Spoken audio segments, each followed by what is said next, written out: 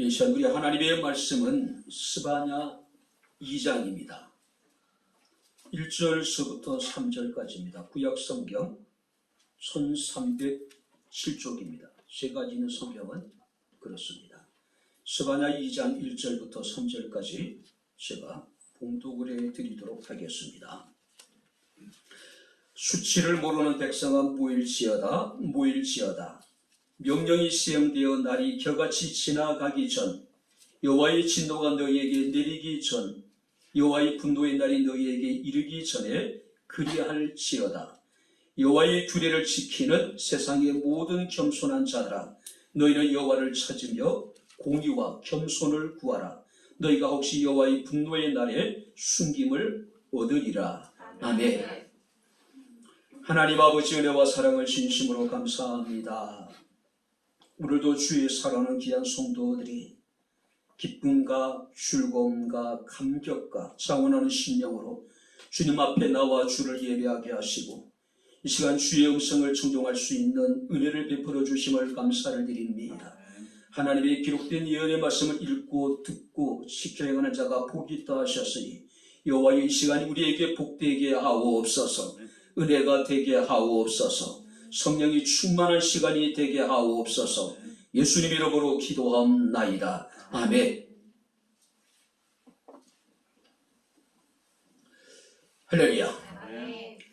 자, 우리 옆에 있는 분들과 하나님 우리와 함께 하십니다. 인사하겠습니다. 하나님이 우리와 함께 하십니다. 할렐루야. 토미 텐이라고 하는 분의 갈망하라, 추격하라, 붙잡으라고 하는 책에 보게 되면은 그리스도인들의 허구적인 친밀감에 대해서 경계를 하고 있습니다. 책에 보게 되면은 하나님에 관한 간접적인 사실들을 충동적으로 모아드리고 그것으로 하나님과 자기 자신이 어떤 굉장히 친밀하다라고 하는 어떤 허상적인 친밀감, 허구적인 친밀감을 사람들은 가지고 있다라고 이야기를 합니다. 그 예로서 많은 사람들이 연예인들이나 우리가 스포츠 스타들, 그러니까 그들의 어떤 시시콜콜한 신변 잡사들을 이렇게 이제 모아놓고 마치 자기 자신과 그 연예인들과 스포츠 스타들과 굉장히 친하다고 생각을 하는 거예요. 근데 정작 그들은 우리에 대해서 전혀 모르고 있는 거예요. 그러니까 스스로만 허구적인 친밀감에 사로잡혀 있다는 거예요. 허상적인 친밀감이라고 표현합니다. 오늘 우리가 주님 앞에 나와 예배하는 이 시간이 허구적인 친밀감을 가지고 예배하는 것이 아니라 정말로 살아계신 하나님과 우리가 친밀하게 교제하고 살아계신 하나님을 친근히 할 수 있는 아름다운 귀한 시간이 될 수 있기를 주님 이름으로 축원합니다. 하나님에 대해서 아는 것하고 하나님을 아는 것은 전혀 다른 거예요. 하나님을 아는 것은 내가 직접 경험되어진 것이고 하나님에 대해서 아는 것은 무엇입니까? 간접적인 경험을 통해서 우리가 하나님을 아는 것인데 많은 사람들은 그것을 통해서 마치 자기 하나님을 가까이 하고 있는 것처럼 하나님과 친근하다라고 우리가 착각하고 있다는 거죠. 자, 오늘 이 스바냐라고 하는 선지자가 기록한 책입니다. 이 스바냐는 유다의 왕족 출신의 선지자입니다. 스바냐를 보게 되면 우리가 음침하의 어떤 그런 느낌을 받을 수 있어요. 왠지 모르게 다른 선지자와 더불어 다른 선지자들과 좀 다르게 뭔가 좀 이렇게 뭐라고 표현해야 될까요? 그러니까 이제 다른 선지자를 보게 되면 굉장히 거친 면이 있는데 또 그들의 어떤 출신이나 이런 것을 보게 되면은 스바냐와는 좀 다른, 그래서 좀 왠지 모르게 스바냐라고 하는 인물을 이렇게 보게 되면은 굉장히 이렇게 이제 똑똑하게 느껴지기도 하고 또 부유한 가정에서 자랐기 때문에 어떤 기족적인 그런 분위기를 느껴지기도 하고 그래도 불구하고 그가 선포하는 주의 말씀은 굉장히 강하다라고 하는 사실입니다. 자, 스바냐는 히스기야라고 하는 유다 왕의 4대 후손으로 여기 기록되어져 있습니다. 그렇기 때문에 어느 선지자들보다도 유다 왕국의 지도층들의 어떤 부패에 대해서 잘 알고 있었던 인물이에요. 자, 그렇기 때문에 왕족들과 귀족들의 죄악성에 대해서 아마 굉장히 신랄하게 비판했던 인물이 바로 이 스바냐라고 하는 인물입니다. 자, 스바냐 이름의 뜻은 뭐냐면은 여호와께서 숨기신 자, 또 여호와께서 기이 여기다라고 하는 뜻을 가지고 있습니다. 자, 그런 측면에서 봤을 때 스바냐의 이름이 아마 다른 어떤 선지자 이름보다도 굉장히 아름답게 느껴진 이유가 바로 그런 게 아닌가 생각이 되기도 합니다. 자, 우리가 구약에 요한복음 3장 16절이라고 불리는 구절이 있습니다. 스바냐 3장 17절입니다. 너희 하나님 여호와가 너희 가운데 계시니 그는 구원을 베푸실 전능자시라. 그가 너로 말미암아 기쁨을 이기지 못하시며 너를 잠잠히 사랑하시며 너로 말미암아 즐거이 부르며 기뻐하시리로다. 자, 구약의 요한복음 3장 16절이라고 사람들에게 불려지고 있는 구절입니다. 바로 이 말씀이 스바냐의 입술을 통해서 선포되어졌다고 하는 겁니다. 자, 오늘 우리가 본 말씀을 보게 되면은 하나님이 택하신 이스라엘 백성들을 향한 하나님의 경고가 기록되어져 있습니다. 그런데 하나님께서는 자기 백성들에 대해서 뭐라고 말씀하시냐면은 수치를 모르는 백성들, 수치를 모르는 백성들이라고 이야기합니다. 자, 1절 말씀을 우리 다시 한번 같이 읽겠습니다. 수치를 모르는 백성아 모일지어다, 모일지어다. 자, 당시 상황을 보게 되면은요, 당시 유다는 종교적으로 또 사회적으로 윤리적으로 굉장히 타락한 세대예요. 자, 그 타락함의 어떤 중심에 누가 있었냐면은 권력을 쥐었던 어떤 집권층들, 왕족이나 귀족들이나 제사장들이나 선지자들.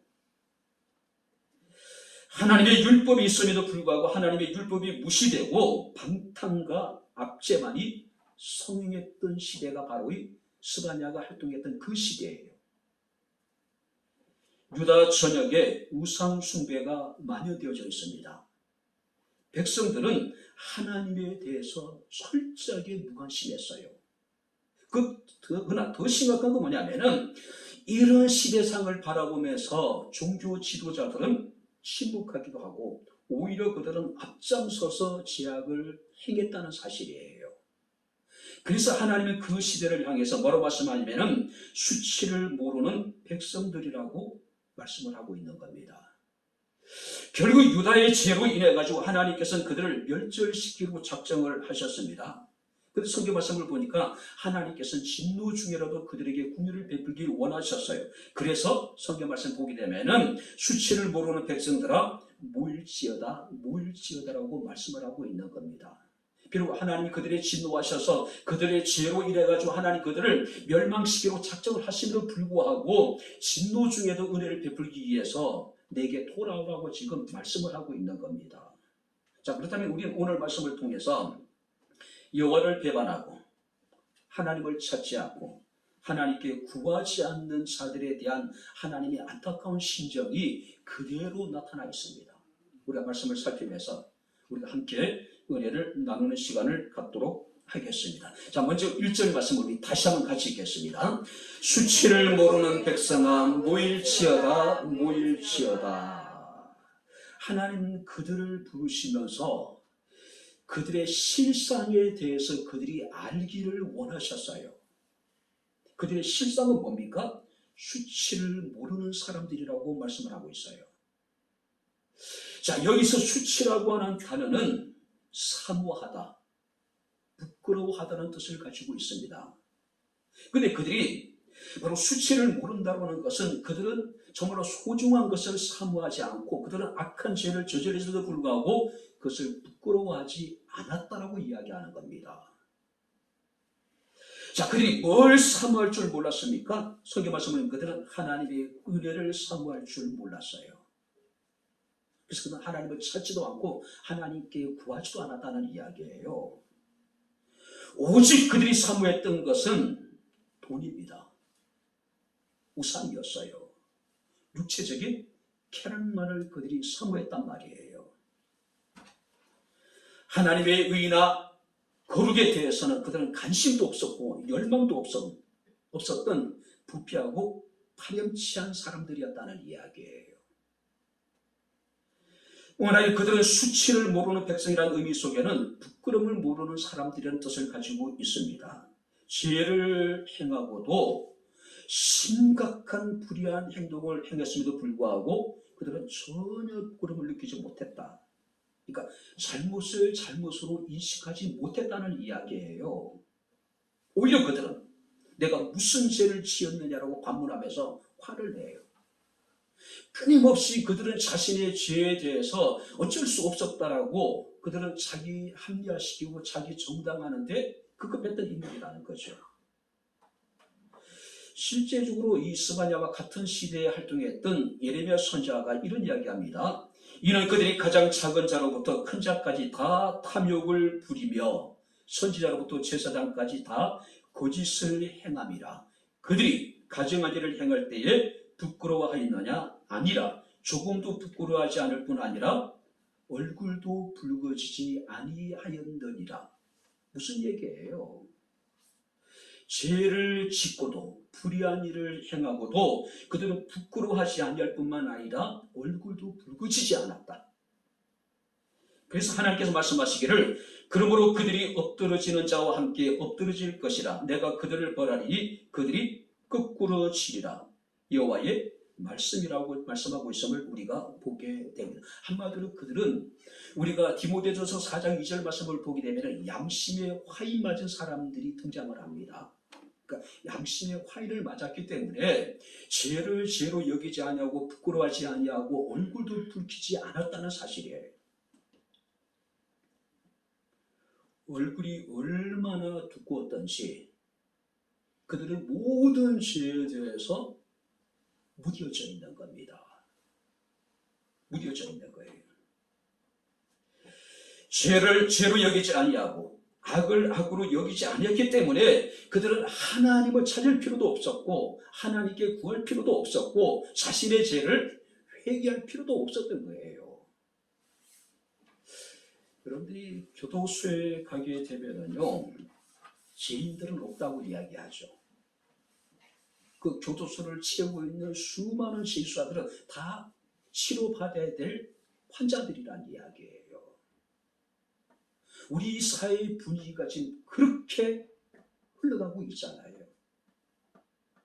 연쇄살인범, 흉악한 죄를 저질렀음에도 불구하고 사람들이 TV에 나와서 이야기하기를 마치 그들은 악한 죄인이라고 정죄하기보다는 뭐라고 얘기합니까? 그들은 치료받아야 될 환자들이란 이야기예요. 그것이 어떤 국가의 문제고 사회적인 구조적인 문제로 이제 몰아가는 거예요. 끊임없이 흉악한 죄인들에 대해서 우리는 그들의 죄를 정당화시키고 합리화시키고 카일 아이덜본이라고 하는 그 사람의 나의 끝 예수의 시작이라고 하는 책에 보게 되면 그는 단호하게 이런 얘기를 합니다. 죄를 실수나 잘못된 선택이나 병으로 부르지 말아라. 죄를 죄라고 확실하게 부르라고 이야기하고 있습니다. 근데 오늘 우리 사회는 어떻습니까? 죄가 아니에요. 죄를 지었음에도 불구하고 그들을 치료받아야 될 환자로 얘기해 나가는 거예요. 그러다 보니까 그들이 죄를 짓고도 그들은 오히려 어떻습니까? 수치를 모르는 거예요. 부끄러움을 모르는 거예요. 내가 왜 처벌을 받아야 되니? 이건 사회적인 문제고 사회 구조적인 문제이기 때문에 사회 탓을 하는 거예요. 그들은 죄악 때문에 고립을 받고 죄악 때문에 환난이나 고난을 당하면서도 하나님을 배반했기 때문에 하나님을 따르지 않고 여호와를 찾지도 않고 여호와께 묻지도 않았다라고 1장 6절에 말씀하고 있습니다. 뿐만 아니라 1장 17절 말씀을 보게 되면 그들은 왜 자신이 버림을 받았는지, 왜 자신들이 환난을 겪는지, 고난을 겪고 있는지 모르는 거예요. 왜? 죄라고 여기지 않기 때문에 그래요. 우리가 성경 말씀을 보게 되면 다윗이라고 하는 인물이 등장을 합니다. 다윗은 성경에 하나님이 다윗에 대한 평가는 뭡니까? 하나님 마음에 합한 자였어요. 그죠? 다윗이 죄가 없었기 때문에 하나님께서 그를 내 마음에 합한 자라고 말씀하셨을까요? 아니에요. 다윗도 우리아의 아내와 부적절한 관계를 가질 뿐만 아니라 그것을 은폐하기 위해서 우리아를 살인 교사했던 그런 파렴치한 인물이었단 말이에요. 그럼에도 불구하고 이 다윗은 어떻습니까? 하나님 앞에 철저하게 자신의 죄를 회개했다고 하는 사실이에요. 그래서 바로 다윗에 대한 하나님의 평가는 내 마음에 합한 자라고 이야기하고 있는 겁니다. 우리의 실상을 정확하게 파악하는 것이 굉장히 중요한 거예요.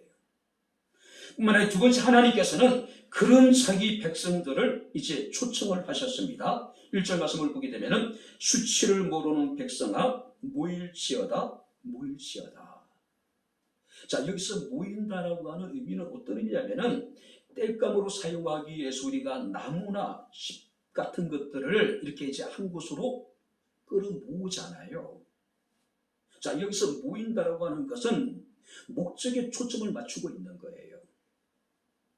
왜 하나님께서 우리를 지금 모으고 계실까요? 왜 하나님께서 우리를 부르시고 계실까요? 바로 이것은 하나님과의 온전한 관계를 회복시키기 위해서 지금 하나님께서는 우리를 불러 모으고 계시다는 사실이에요. 범죄하고도 수치를 모르는 택한 이스라엘 백성들을 향해서 하나님께서는 이제라도 돌아오라는 이야기예요. 이제라도 너희가 내게로 돌아와서 나와의 어떤 올바른 관계를 다시 회복하라는 이야기예요. 범죄했을지라도 하나님께서는 그들 가운데 긍휼을 베푸시고 그들이 다시 돌이킬 수 있는 기회를 하나님께 허락하시겠다는 이야기예요. 이사야 55장 1절 3절 말씀을 보게 되면 오라 너희 모든 목마른 자들아 물로 나오라 돈 없는 자도 오라 너희는 와서 사 먹되 돈 없이 값없이 와서 포도주와 젖을 사라고 말씀을 하고 있습니다. 다 주께 나오라는 이야기예요. 너희가 그리하면 너희가 좋은 것을 먹을 것이며 너희 자신들이 기름진 것으로 즐거움을 얻게 될 것이라고 말씀을 하고 있습니다. 뿐만 아니라 그리하면 너희 영원히 살게 될 것이라고 말씀하고 있고 내가 너희를 위하여 영원한 언약을 맺으리니 곧 다윗에게 허락한 확실한 은혜를 내가 너희에게 주겠다라고 이야기하고 있어요. 한번 따라해 보시기 바랍니다. 확실한 은혜. 우리가 비록 범죄했을지라도 우리가 하나님께 돌이켜 하나님께 돌아오기만 하면은 하나님께서는 우리에게 다윗에게 허락했던 확실한 은혜를 베풀어 주시겠다는 이야기예요. 자, 근데 성경 말씀을 보게 되면은 언제 모이라고 말씀하고 있습니까? 2절 말씀을 보시기 바랍니다. 명령이 시행되어 날이 겨같이 지나기 전 여호와의 진노가 너희에게 내리기 전 여호와의 분노의 날이 너희에게 이르기 전에 그리할지어다. 하나님의 명령이 시행되어 날이 겨같이 지나가기 전에 여호와의 진노가 너희에게 내리기 전에 여호와의 분노의 날이 너희에게 이르기 전에 너희는 그리하란 이야기는 너희는 모이란 이야기 하나님께 나오란 이야기예요.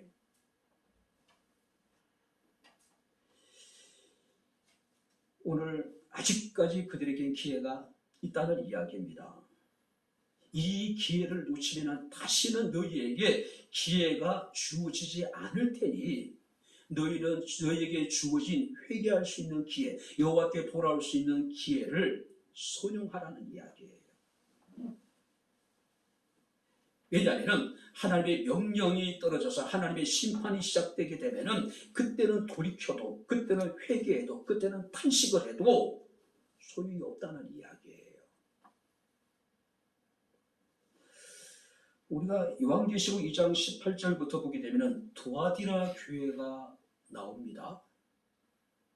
이 두아디라 교회의 가장 큰 죄가 뭐냐면은 하나님이 그들에게 회개할 기회를 주었을 때 그들이 회개하지 않는 죄예요.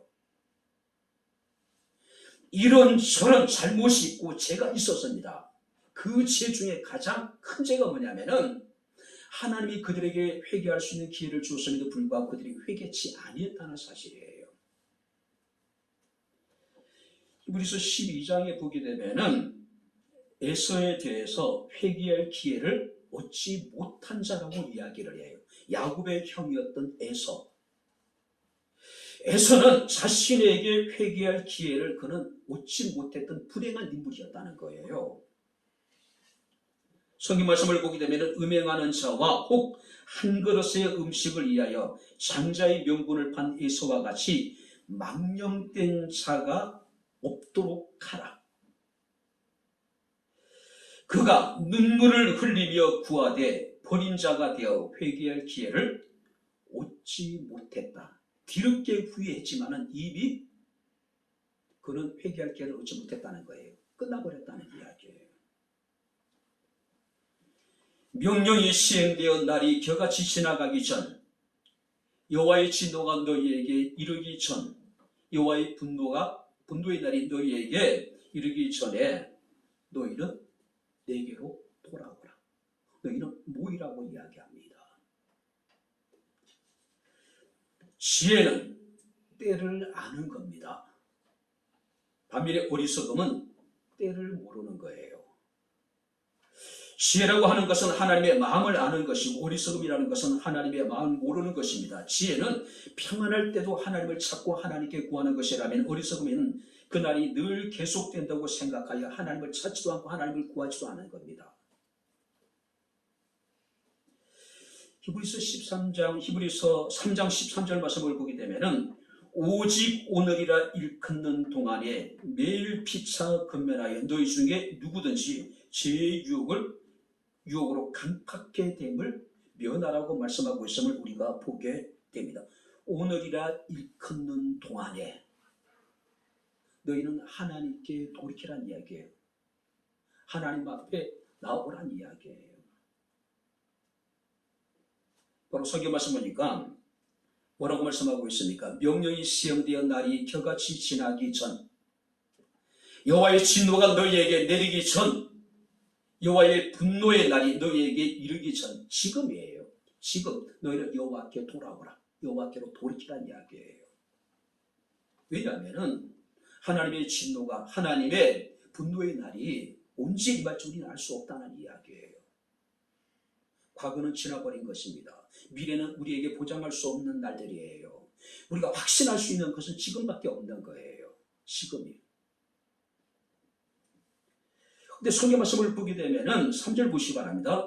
여호와의 규례를 지키는 세상의 모든 겸손한 자들아, 너희는 여호와를 찾으며 공의와 겸손을 구하라. 너희가 혹시 여호와의 분노의 날에 숨김을 받으리라. 자, 그렇다면 하나님의 초청에 응해야 될 사람이 어떤 사람들입니까? 3절 말씀이니까 여호와의 규례를 지키는 세상의 모든 겸손한 사람들만이 하나님의 초대에 우리가 여러분들이 참여할 수 있다는 이야기예요. 하나님은 아무나 초청하지 않았습니다. 오직 여호와의 규례를 지키는 세상의 모든 겸손한 자들. 자, 여기서 여호와의 규례라는 게 무엇일까요? 하나님의 법도, 하나님의 명령, 하나님의 말씀. 하나님의 말씀. 그 말씀을 지켜야 하는 세상의 모든 겸손한 자들만이 이 하나님의 부르심에 우리가 여러분들이 응할 수 있다는 이야기예요. 구약에는 그런 자들을 남은 자들이라고 표현합니다. 자, 요한계시록의 말씀을 보니까 그 옷을 더럽히지 아니한 자들이라고 이야기를 하고 있습니다. 자, 그렇다면은 바로 수치를 모르는 백성 중에도 일부이긴 하겠지만은 주의 규례를 지키고 세상에 겸손한 자들이 분명히 존재한다는 이야기예요. 그들은 남은 자들이고 그들은 자신의 오를 더럽히지 아니했던 사람들이란 이야기예요. 본문의 3절 말씀을 보게 되면 이런 자들이 이제 하나님의 부르심을 받고 바로 여러분들이 하나님의 초대를 받은 사람들이 구해될 것이 있습니다. 너희는 여호와를 찾으며 공의와 겸손을 구하라. 그러니까 그러니까 하나님의 초청을 받은 사람들은 먼저 그들은 하나님을 찾는 사람들이고 하나님의 공의를 행하는 사람들이고 겸손을 구하는 사람들이다. 자, 여기서 여호와를 찾는다는 이야기는 어떤 의미일까요? 하나님의 은혜를 구하고 모든 일을 하나님께 구하고 우리의 필요한 것들을 하나님께 구하는 것. 그죠? 우리가 시편 30편 6절 말씀을 보니까 모든 경건한 자는 주를 만날 기회를 얻어서 주께 기도할지니라. 모든 경건한 자들은 주를 만날 기회를 얻으라고 이야기를 하고 있어요. 같은 예배를 우리가 앞두고 어떤 사람들은 어떻습니까? 어떤 상황 속에서 그 속에 하나님을 만날 기회를 찾는 사람이 있고 어떤 사람은 이런저런 이유와 핑계를 대서 어찌됐든 간에 하나님께 가까이 나가는 것을 우리가 이제 멀리하는 사람도 있을 수 있을 것이고. 그죠? 자, 여기서 하나님을 찾으라는 이야기는 하나님을 추구하라는 이야기입니다. 하나님을 갈망하라는 이야기입니다. 그래서 우리가 시편 42편 1절 말씀을 보니까 하나님이여 사슴이 시냇물 찾기에 갈팡같이 내 영혼이 주를 찾기에 갈급하다. 자, 이 갈급하다는 이야기는 헐떡거리다. 헐떡거리다. 하나님을 향한 애타는 마음을 우리가 육체의 목마른 갈증으로 지금 여기서 표현하고 있습니다. 갈급하다는 얘기는 내가 비틀어지다. 그러니까 여러분들 우리가 나무가 이제 오래 가뭄이 계속되게 되면 어떻습니까? 가뭄에 나무가 비틀어져요. 꽃이 시들잖아요. 비틀어지면서 그런 상태를 나타내고 있는 거예요. 잠언서 8장 17절 18절 말씀을 보게 되면은 나를 사랑하는 자들이 나의 사랑을 입을 것이다. 나를 간절히 찾는 자가 나를 만나게 될 것이다. 하나님은 그냥 우리를 만나주는 것이 아니라 부귀가 내게 있고 장구한 재물과 공의도 그러하다고 말씀을 하고 있습니다. 하나님을 만나게 될 때에 우리가 얻게 되는 놀라운 하나님의 은혜가 분명히 있다는 이야기예요. 그래서 아모스 5장 4절 6절 말씀을 보니까 너희는 나를 찾으라. 그리하면 살리라고 말씀하고 있음을 우리가 보게 됩니다. 수치를 모르는 세대에 우리는 살아가고 있습니다. 그런 중에도 하나님께서는 주의 율례를 지키는 세상의 모든 겸손한 자들을 부르시고 계세요. 그들이 구해야 될 것이 뭡니까? 바로 하나님을 찾는 거예요. 하나님을 구하는 겁니다. 하나님을 갈망하고 하나님을 추구하는 거예요. 뿐만 아니라 그들은 하나님의 공의를 구하라고 말씀하고 있음을 우리가 보게 됩니다. 쉽게 얘기해서 공의라는 게 뭘까요? 하나님이 약속하신 것이 이루어지기를 구하는 것. 뿐만 아니라 하나님에 대해서 우리가 마땅히 행해야 할 본분을 제대로 행하는 것. 이것이 공의예요. 달리 표현하면은 하나님이 약속하신 그것이 나의 삶을 통해서 온전히 이루어지기를 원하는 것. 이것이 공의라는 이야기예요. 그래서 아모스 5장 14절 15절 말씀을 보게 되면은 너희는 살기 위하여 선을 구하고 악을 구하지 말지어다. 만군의 하나님 여호와께서 너희의 말과 같이 너희와 함께 하시리라. 너희는 악을 미워하고 선을 사랑하며 성문에서 공의를 세울지니라. 만군의 하나님 여호와께서 혹시 요셉의 남은 자를 긍휼히 여기실 것이다.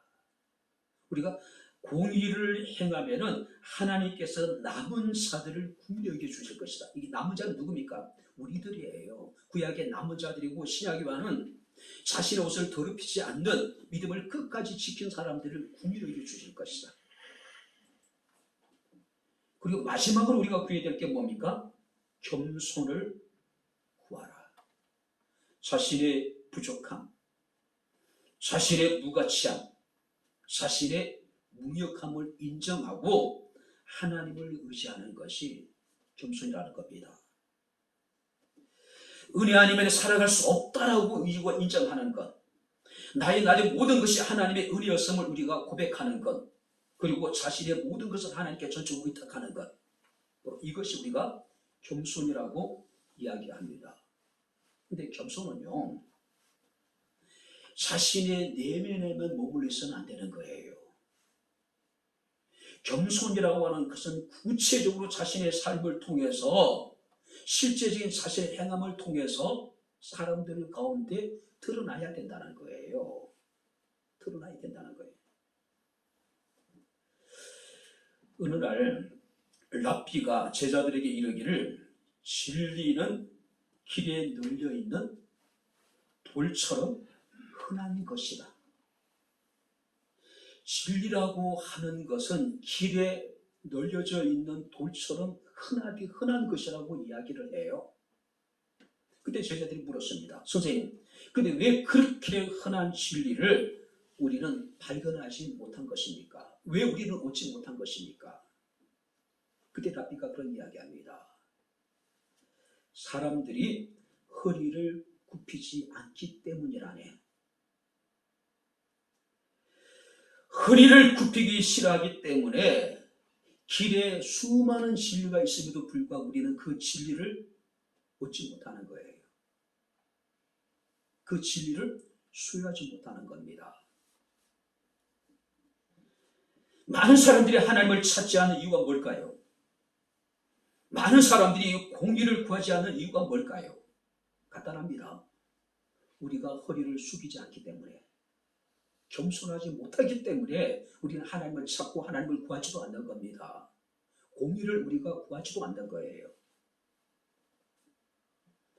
아무리 세상의 진리가 길의 돌처럼 흔하다 하더라도 자기를 스스로 겸비케 하지 아니하고 겸손하지 않으면, 자신의 허리를 숙이지 않으면 우리는 그 진리를 결코 얻을 수 없다는 이야기예요. 그래서 사무엘 21장 23절 말씀을 보게 되면 사람이 교만하면 낮아지게 되겠고 마음이 겸손하면 영예를 얻게 될 것이다. 뿐만 아니라 베드로전서 5장 6절 말씀을 보게 되면 그러므로 하나님의 능하신 손 아래에서 겸손하라. 때가 되면 너희를 높이리라고 말씀을 하고 있습니다. 뿐만 아니라 야고보서 4장 5절에 하나님이 교만한 자를 물리치시고 겸손한 자들에게 은혜를 주신다라고 말씀을 하고 있습니다. 역대하 7장 14절에 보니까 내 이름을 일컫는 내 백성이 그 악한 길에서 떠나 스스로 겸비하고 기도하며 내 얼굴을 구하면 내가 하늘에서 듣고 그 죄를 사하고 그 땅을 고칠 것이다. 무슨 얘기입니까? 우리가 스스로 하나님 앞에 겸손하면 영예를 얻게 될 것이고 하나님 우리를 높이시게 될 것이고 하나님께서 우리에게 은혜를 주실 것이고 우리의 죄를 사해 주실 것이고 이 땅을 고쳐주실 것이다. 고쳐주실 것이다. 수치를 모르는 폐역한 사람들, 그런 중에도 하나님의 율례와 규례와 법도와 하나님의 말씀을 순종하는 겸손한 사람들이 있습니다. 하나님 그들을 지금 부르시고 계셔요. 바로 그들이 구해야 될 것은 바로 하나님을 찾고 공의를 행하며 겸손함을 구하는 것이라고 말씀을 하고 있습니다. 그렇다면 우리가 하나님의 규례를 지켜 행하고 하나님을 찾고 공의를 행하고 우리가 겸손을 구하게 될 때에 우리에게 주어지는 하나님의 특별한 은총이 있습니다. 자, 오늘 3절 말씀을 같이 읽겠습니다. 여호와의 규례를 지키는 세상의 모든 겸손한 자들아 너희는 여호와를 찾으며 공의와 겸손을 구하라. 너희가 혹시 여호와의 분노의 날에 숨김을 얻으리라. 너희가 혹시 여호와의 분노의 날에 뭘 얻게 된다고요? 숨김을 얻으리라. 자, 여기 보세요. 혹시라고 하는 것은 보장된 것이거나 확증된 것이 아닙니다. 하나의 가능성을 말하는 거예요. 자, 무슨 얘기일까요? 하나님께서 수치를 모르는 자들을 심판하시게 될 때 그 심판은 누구도 돌이킬 수가 없습니다. 그런데 하나님의 규례를 지킨 자들이 하나님을 찾고 공의를 행하고 겸손을 구하게 되면은 하나님께서 그들을 환난 중에 하나님의 심판의 때에 그들을 숨겨서 그들이 하나님께서 베푸시는 환난과 심판을 면할 수 있게 주실 수도 있을 것이라는 이야기예요. 마틴 루터는 하늘에서든 하늘 밑에서든 그들은 숨김을 받을 것이다. 하나님이 세상을 심판하고 하나님께서 환난을 세상에 내리실 때에 하나님의 규례를 지켜 행하고 하나님을 찾고 공의를 행하고 겸손을 구하는 자들은 어떤 식으로든지 하나님께서 그들을 숨기실 것이라는 이야기예요. 그들을 보여주실 것이라는 이야기예요. 이 말씀을 우리가 생각하면 결국은 우리가 환난의 구원을 받을 수 있는 것은 우리의 공로나 우리의 의로움이 아니라 그건 뭡니까? 하나님의 자비뿐이라는 이야기예요. 하나님의 은혜로 말미암는 것이라는 이야기예요. 하나님의 은혜와 자비를 구하는 유일한 방법은 뭡니까? 회개라고 하는 것이요. 하나님께 돌아오는 겁니다. 오직 하나님을 찾고 하나님을 구하고 공의를 행하며 하나님 앞에 스스로 마음을 긴비케 하는 것. 오늘 참 힘든 시대를 우리가 살아가고 있죠. 그죠? 언제 주님이 이 땅에 오실는지 아무도 알지 못합니다. 분명 확실한 것은 성경이 기록될 때보다도 주의 오실 날이 훨씬 더 가까워졌다는 것은 분명한 사실이에요. 마지막 날에 하나님께서 우리에게 말씀하고 있습니다. 너희가 혹시 여호와의 분노의 날에 숨김을 얻게 될 것이라고 말씀을 하고 있습니다. 자, 이제 말씀을 마치도록 하겠습니다. 하나님의 분노의 날에 우리의 안전한 지대는 세상에 존재할 수 있을까요? 분노의 날이 아니더라도 세상에는 안전지대라고 하는 곳이 존재하지 않다라고 하는 사실이에요. 사람들은 자신의 안전을 돈이 책임져 줄 거라고 생각을 해요. 그래서 그들은 어떻습니까? 수단과 방법을 가리지 않고 그들은 돈 하는 거예요. 왜? 돈이 전부라고 생각하는 거예요. 돈만 있으면 모든 걸 할 수 있다고 생각하는 거예요. 돈이 있으면 어느 정도 우리의 삶을 편리하게 해줄지 모르지만은 그것이 우리의 평안을 보장해 주거나 그것이 우리의 안전을 책임져 주지는 못한다는 사실이에요. 우리나라 역대 대통령 가운데 이제 가장 안전하다고 스스로 생각하는 안가에서 피살을 당하신 분이 계시죠. 그런데 그곳에 함께했던 인물들은 육군참모총장, 대한민국의 50만 육군을 통솔하는 최고 육군 책임자죠. 대통령 경호실장, 중앙정보부장, 대한민국의 최고의 어떤 경호 전문가들이 그의 안전을 책임지죠. 안가에서요. 그런데 어떻습니까? 결국 가장 안전하다고 생각했던 그곳에서 그는 충성스러운 자신이 부하라고 여겼던 사람이어가지고 죽임을 당하게 되죠. 세상에 안전지대는 존재하지 않습니다. 오미크론 대유행을 하고 있습니다. 지금 대한민국은 오미크론이 정점을 향해서 달려가고 있습니다. 끝없이 이어지고 있는 수많은 크고 작은 사건과 사고들, 재난들, 전쟁, 이것들로부터 우리를 지켜줄 수 있는 안전지대는 세상에 존재하지 않아요. 오직 우리가 전능자의 날개 그늘에 거하는 것, 하나님의 생명싸개 속에 우리가 거하게 될 때 우리는 진정한 안전과 평화를 누릴 수가 있게 될 것입니다. 그래서 다윗은 시편 18편 1절 3절에 나의 힘이 되신 여호와여 내가 주를 사랑하나이다. 여호와는 나의 반석이시요 나의 요새요 나를 건지시는 이요 나의 하나님이시요 내가 그 안에 피할 바이시요 나의 방패시요 나의 구원의 뿌리시요 나의 산성이시리로다. 내가 찬송받을 여호와께 아뢰리니 내 원수들에게서 구원을 받게 될 거라고 말씀을 하고 있습니다. 말씀을 잘 보세요. 반석, 요새, 거짓이는 이, 또 피할 바위, 방패, 구원의 뿔, 산성 다 뭐예요? 안전을 상징하는 것들이라는 거죠. 가장 안전하다고 생각했던 안가에서 자신의 안전을 책임질 수 있는, 자신의 권력을 떠받치고 있었던 사무총장도 있었고 중앙정부장도 있었고 대통령 경호실장도 있는 그곳에서 총에 맞아 비참하게 시해를 당했던 정치 최고의 권력자도 있었단 말이에요.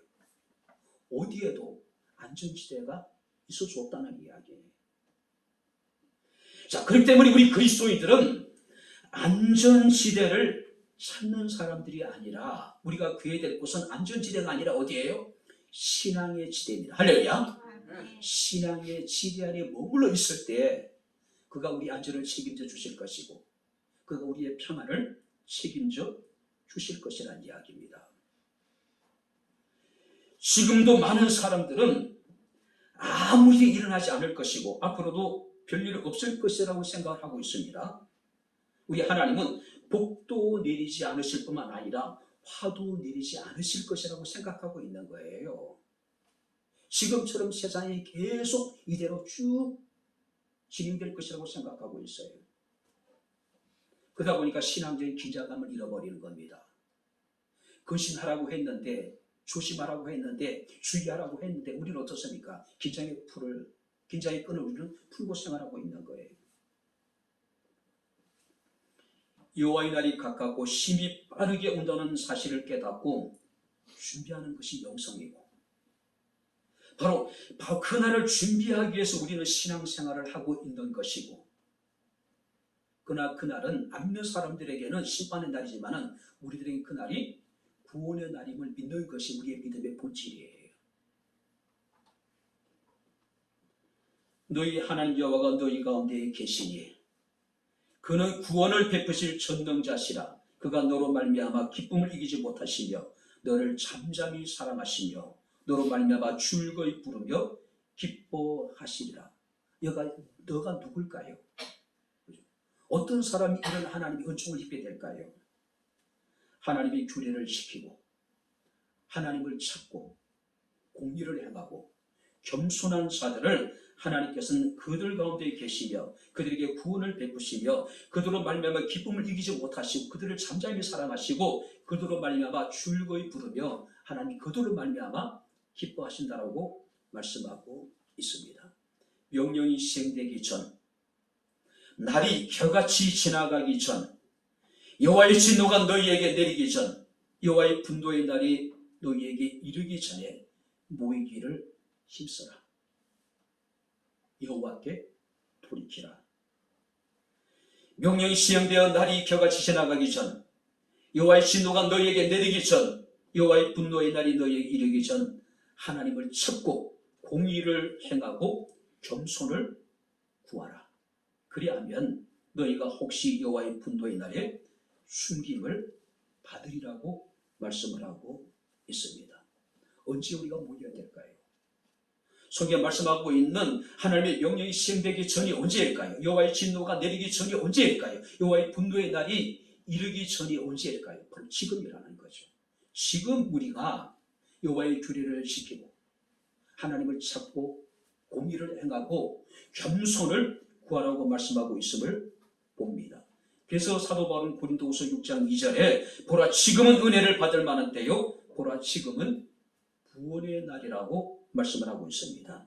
뿐만 아니라 요엘서 보게 되면 2장 12절에 여호와의 말씀에 너희는 이제라도 금식하고 울며 애통하고 마음을 다하여 내게로 돌아오라. 한번 따라해 보시기 바랍니다. 너희는 이제라도 여호와께 돌아오라.